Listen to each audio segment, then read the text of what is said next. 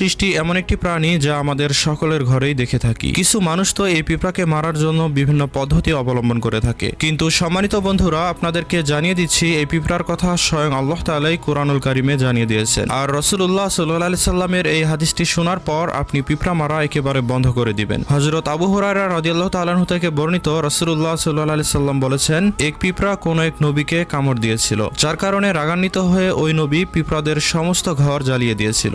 এরপর আল্লাহ তাআলা সেই নবীর প্রতি ওহী নাজিল করে বললেন, হে নবী, তোমাকে একটা কামড় দেওয়ার কারণে তুমি ওই মাখলুকের ঘর জ্বালিয়ে দিয়েছো যে মাখলুক সর্বদা আমার জিকির করত। অন্য হাদিসে রাসূলুল্লাহ সাল্লাল্লাহু আলাইহি সাল্লাম বলেছেন, এই চারটি প্রাণী হত্যা করা সম্পূর্ণ নিষিদ্ধ। এগুলো হলো পিঁপড়া, মৌমাছি, হুদহুদ পাখি এবং সুরত পাখি। তাই বন্ধুরা, অতিরিক্ত পিঁপড়ার উৎপাত দেখলে তাদেরকে সেখান থেকে তাড়িয়ে দিতে পারেন। এমন অনেক কেমিক্যাল আছে যা প্রয়োগে পিঁপড়া স্থান ত্যাগ করে, কিন্তু ভুল করেও তাদেরকে মেরে ফেলবেন না। তো বন্ধুরা, ভিডিওটি ভালো লাগলে অবশ্যই লাইক দিয়ে